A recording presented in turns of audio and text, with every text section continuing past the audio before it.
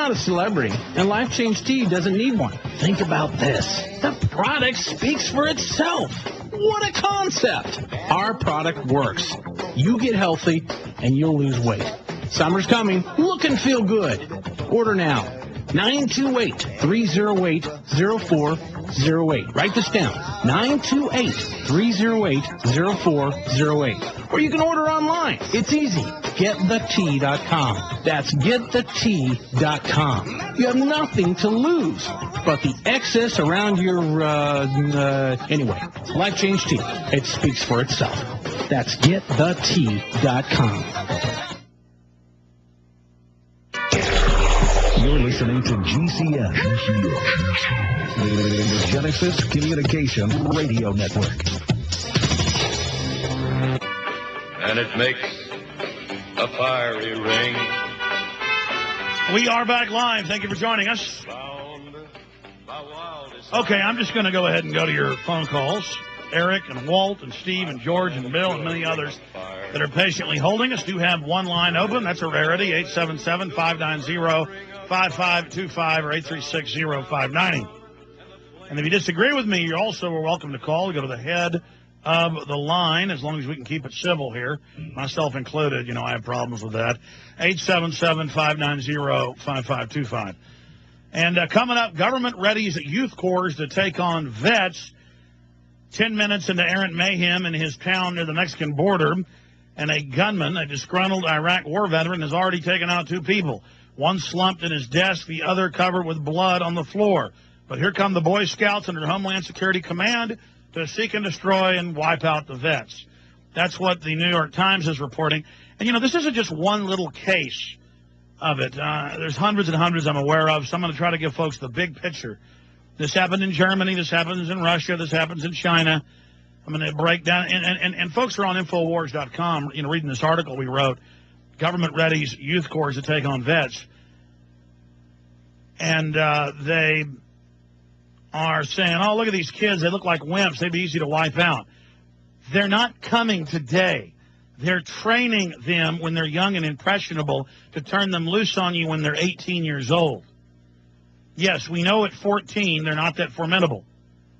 The point is, in just a few years, they will be. They want them trained when they're still young and stupid at 18 and don't know what they're doing. And by the way, the government admits these are for the American people.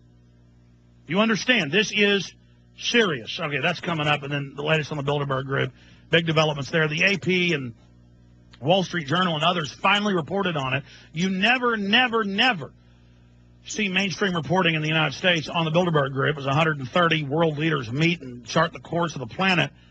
But we made a big stink about it this year, and AP and the Wall Street Journal reported on it. But the Wall Street Journal makes a joke out of it and says, the elite gather in Greece for a not-so-secret meeting. And, oh, what's the big deal? Yeah, you just said it didn't exist all these years, and now it's not so secret. They just arrested more than a dozen members of the press, including London Guardian reporter. We're trying to get within 2 miles on public beaches and sidewalks of the hotel. I mean, this is amazing.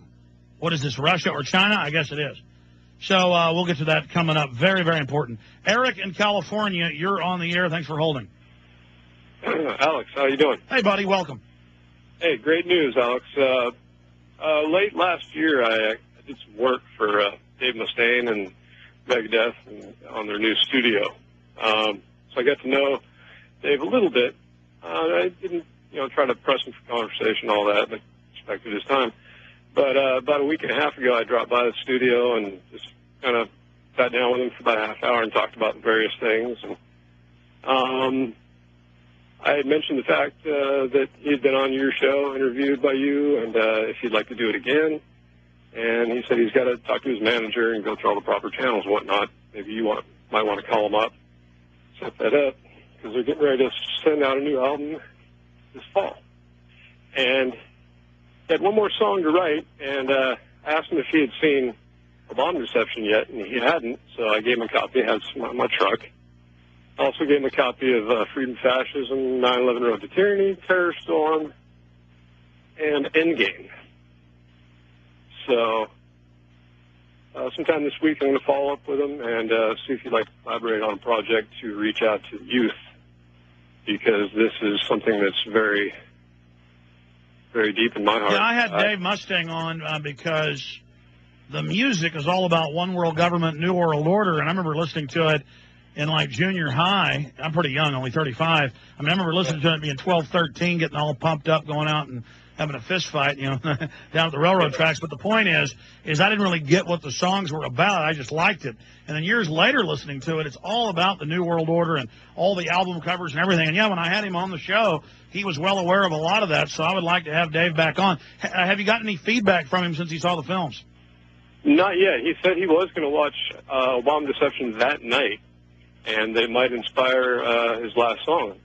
So I'm definitely going to follow up. I've actually got some lyrical ideas that I'd like to bounce off him, but that's not why I went. I just went to talk to him. And That's great.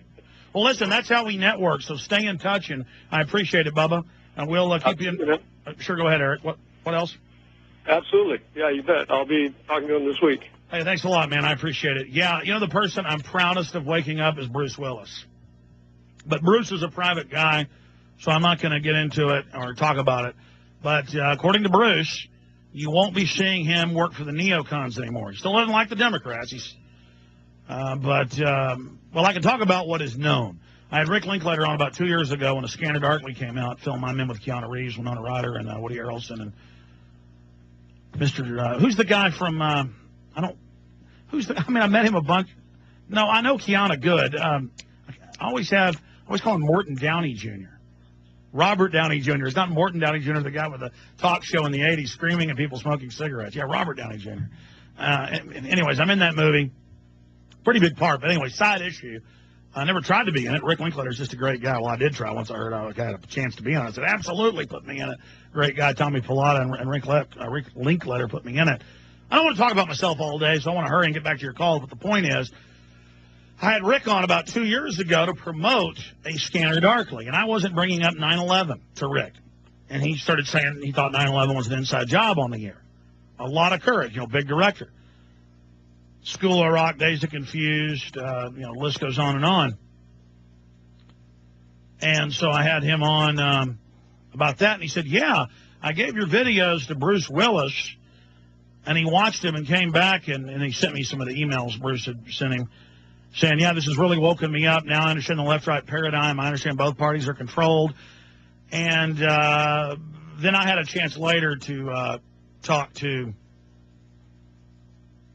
well, I'm just going to leave it at that. The point is, I had a private conversation with somebody after that, about 6 months later, and then people didn't believe Rick Linklater when he said it on air. The Neocon website said there's no way that's true, Michelle Malkin and people. And then he was in Vanity Fair when a big movie came out about a year ago, and he said, yeah, the same people that killed Kennedy are running things today, and I don't believe in the left-right paradigm anymore and all this stuff. So that is very, very exciting. I mean, I didn't get into this to meet Charlie Sheen, who I think is the coolest person in Hollywood. You got to know him in person. I know him really well. You got to know, well, I'm not going to start dropping names. There's a lot of folks that are fans of the show that tune in and I talk to that want to be private. I'm just going to leave it at that. You know what? Let's go back to your calls. Walt in California. Walt, you're on the air. Go ahead. All right. Can you hear me okay, Alex? Yes, sir, I can. Welcome. Yeah, you probably remember me. I marched with you in the cold, freezing rain in New York City with my brother, 911, bullhorning, and we bullhorned the Federal Reserve. That was 2007. We bullhorned the Federal Reserve, Larry Silverstein's building, the new Building 7, all of it. Yeah, it was good to be there with you. So cold, and you and I, talked several times. We sat down and talked. We huddled up in the alleyway and kept each other warm. I'm just joking. Hey, hold on. Stay there. I'll come back to you, man. Hold on just a second. We got to do the news here. It's very important. Important messages. Class commercial messages straight ahead. Alton Fairlawn, it's the G. Gordon Liddy Show. Stay with us.